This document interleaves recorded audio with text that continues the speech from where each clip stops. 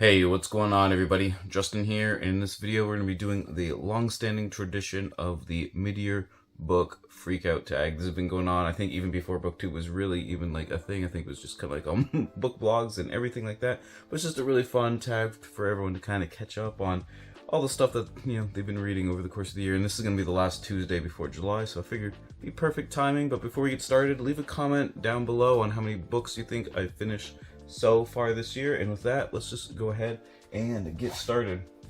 So for question 1, what is the best book you've read so far this year? So I kind of have a tie here. I think Being Mortal by Atul Gawande is just going to edge it out just a little bit, but I have that one.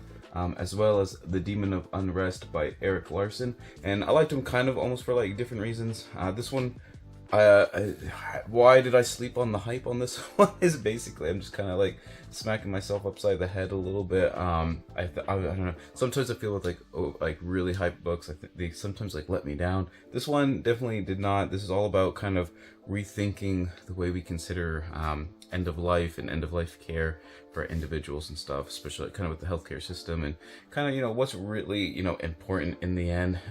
Medicine and What Matters in the End is a great subtitle for this book. Just super well done. If you're interested in anything like that, going through things like that, this I think will definitely kind of help you through it.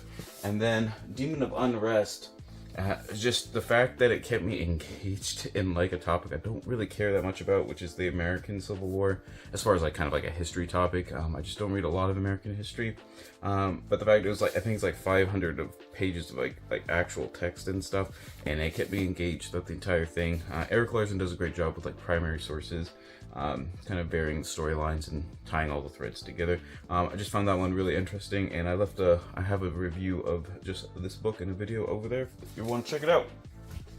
Alright, so next up is what is the best sequel you've read so far this year? And I'm going to cheat a little bit. I'm going to do The Pursuit of Power by Richard Evans, which is Europe 1815 to 1914, which is part of the Penguin History of Europe series. I think this is like the 5th or 6th one in the series, and I've read, I think, the classical world one and the medieval world one. But yeah, this is a monster. I read this one from March of the Mammoth. I think it's like 700 or what is it actual like? Yeah, I think the text is about like 700 pages, and then another like 100 pages of like notes and matter and all that kind of stuff. But this is all about the long 19th century, basically history of Europe between Napoleon and World War I. And it's just really good. I did have to slow down sometimes. There's a few unfamiliar names and everything, but the author does a great job breaking up the political, military stuff, along with a lot of the cultural and scientific things kind of going on as well. I just found it really fascinating, and actually makes me kind of want to read more on some of these figures like during this time period that I didn't really know anything about beforehand. So I think that means the author must have did a really good job in that regard. Alright, so what's a new release that you haven't read yet, but that you want to read? And this is a book I just received as my bookish gift for Father's Day, and it's one I've been like really looking forward to. I actually haven't shown it on the channel yet, because I guess it would be like the June book haul one. But it's Children of the Northern Forest: Wild New England's History from Glaciers to Global Warming by Jamie Sayan. And for those who don't know, I basically live in the woods in Maine. So this book is just going to be like near and dear to me. I already know it. I've read some like synopses and like little blurbs and bios, and it's going to be a book that makes me angry, but it's going to be a book that I also like really want to know what's in it. It's going to be a book all about kind of like the ecology and stuff that I care about. I don't know, I just know I know it's for me. Also, just as a spoiler warning, this is going to be like tied with another one for one of the questions about the best cover. And just look at this illustrated artwork of a lynx and her kitten there. I just find that really good. But yeah, this is basically me to a T in a book, I'm pretty sure. So I'm definitely looking forward to it, getting that. I think it came out in like February or March of this year, if I remember correctly. Okay, so question 4 is the most anticipated release for the second half of the year. And I'm going to go with Living on Earth: Forests, Corals, Consciousness, and The Making of the World by Peter Godfrey Smith. He's an author. I've read 2 other books so far. I've read his other minds here, The Octopus, the Sea, and the Deep Origins of Consciousness, as well as his book Metazoa that I'll put up there as well. But he writes on like kind of biological themes, animals dealing with consciousness, as well as, you know, consciousness and psychology and philosophy. It's just a really, really good like combo of stuff. And apparently he does have some like philosophical works that are definitely a little bit more like heavier on the philosophy stuff too, so he's got chops on that as well. I just find his stuff is just really engaging, plus the subtitle of this one just makes it sound really intriguing, kind of like, I don't know, just the history of like lots of different things. Metazoa was mostly focused on how different forms of consciousness probably evolved over time in the animal kingdom, like lineage and everything.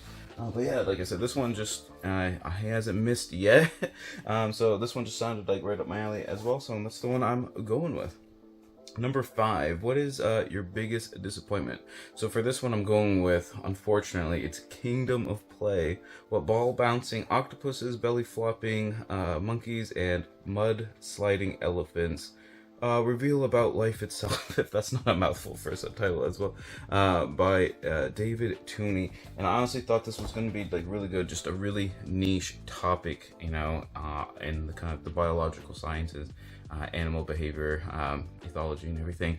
And it just was so dry, so boring. I didn't feel like I really like learned anything. And it was still like, even though it's like super niche, it was still pretty abstract, and I feel like the argument really didn't really come across well, I guess, if that makes sense. It didn't seem to like prove like all that much. So like I said, I was just kind of hoping a lot more from it, just because like a lot of the biology you read, it's the pendulum is definitely swinging, but there was like a time period where, you know, you could never anthropomorphize anything, and I was kind of hoping like this book was gonna like sort of like open the floodgate for like allowing that or something. It was just not what I thought it was gonna be.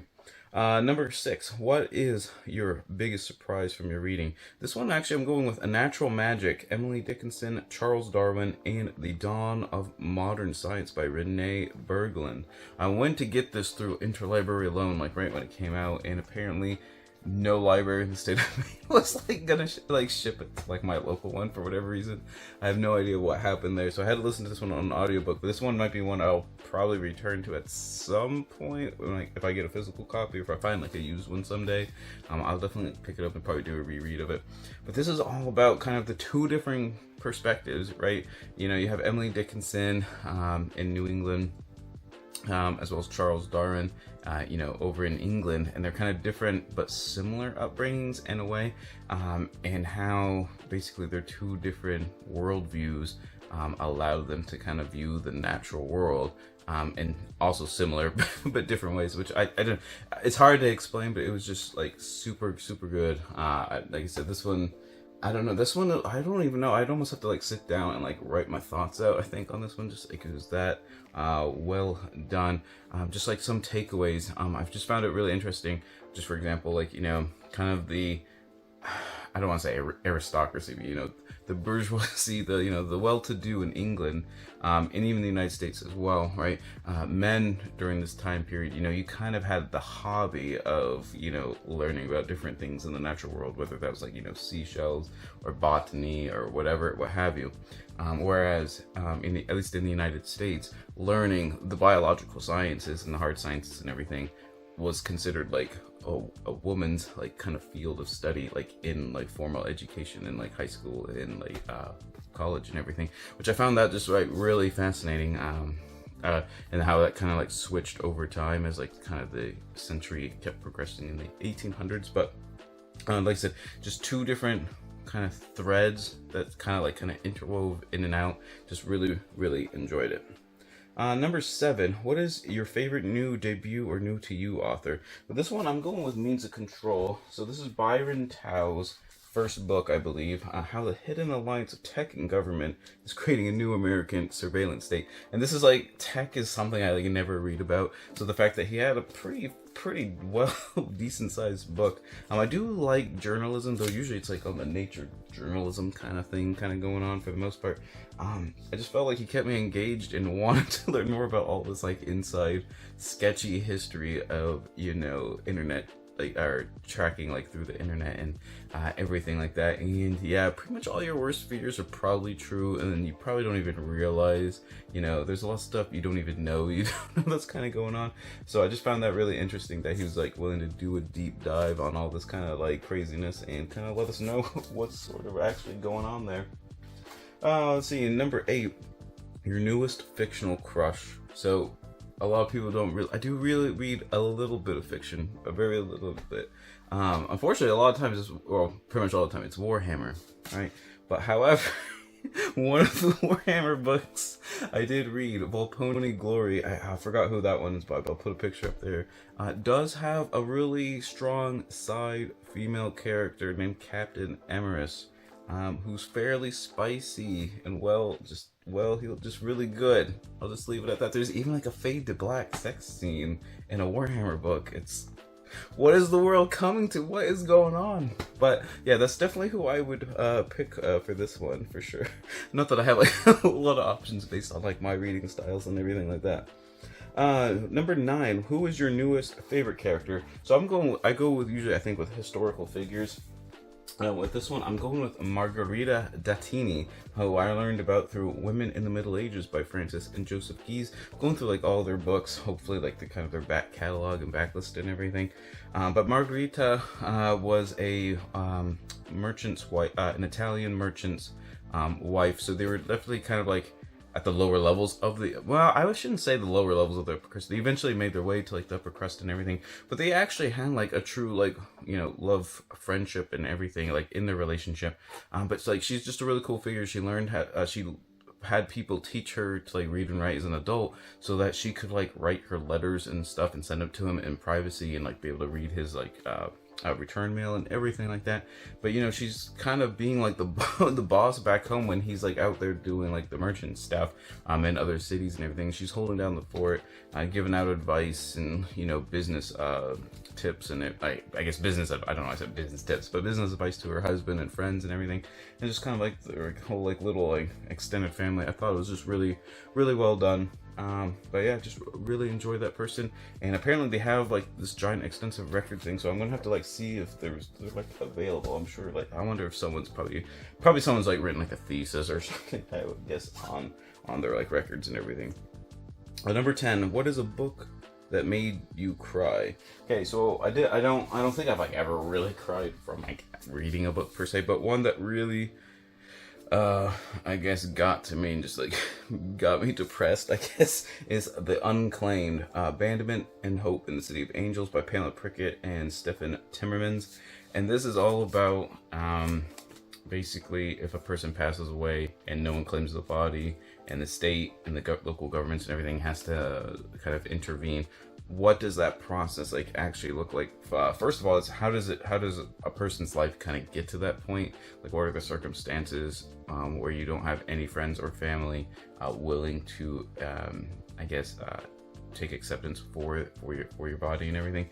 But then also all the, you know, different hoops dead bodies essentially have to like jump through, either to become claimed like after the fact, and if you're not claimed, you know, all the different agencies and organizations that kind of got their like fingers in the pot, and like what does that really look like, and just, you know, obviously based on the you know, the nature of this content, it's just really heavy hitting.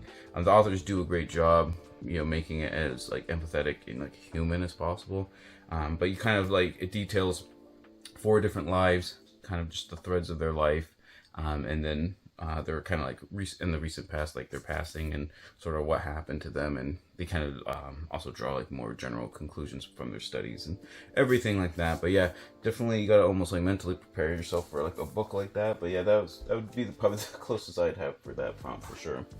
What is number, let's see, we're on 11. What is a book that made you happy? So the opposite. So this one, I purposely listened to the audiobook of Down to Earth by Monty Don. which is just kind of, I thought it was gonna be more memoir-ish. There's a few little tidbits and stuff, but it's just kind of like a regular gardening-ish book, like kind of through the through the seasons. But it's read by Monty Don himself. Gardener's World is like one of the only like TV shows I watch, like kind of like on a weekly basis, like an actual like, try to stay caught up with them and everything. But yeah, just like listening to it was just really calming and relaxing, and I enjoyed it. So yeah, I feel that one covers that pretty well. What is the most beautiful book that you received or bought so far this year? So I showed you Children of the Northern Forest. That's probably the winner there. But I also got this from Crown Publishing, which is Sing Like Fish, How Sound Rules Life Underwater by Emma Kingdon. And I'm planning on reading this like right at the beginning of July here, which I don't know, for whatever reason. Even though I know it's not like super colorful, this actually makes me feel like, I'm actually in a lake or something.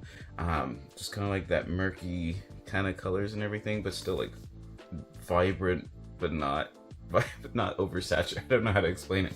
Plus, like the book itself has, I don't know, it might not be able to see it, but there is like texture on the cover and everything. But yeah, I just really enjoy it. I don't have a lot of books with like freshwater fish on the cover, even though this book isn't dealing with just that. But yeah, just really thought this one was kind of different, so I like that one. Let's see, and then the last one, what are some books you need to read by the end of the year? So, I think everyone always has a lot of them. But I picked a history book and a science book. So for history one, I haven't read any. I have a Punic War shelf, and I haven't read quite everything on the shelf, and I got like, I think 3 or 4 that I haven't read yet. And this is one of them, and I haven't read a Punic War book in like 2 years. But I'm like, if I have a Punic War shelf, shouldn't I be like reading the books? I don't know. I'm not sure what's going on with the cover here, but we've got Hannibal Crosses the Alps, The Invasion of Italy, and The Punic Wars by John Previs. Yeah, I'm not sure why they like focused in on the foot there. I guess like the crossing the Alps or something.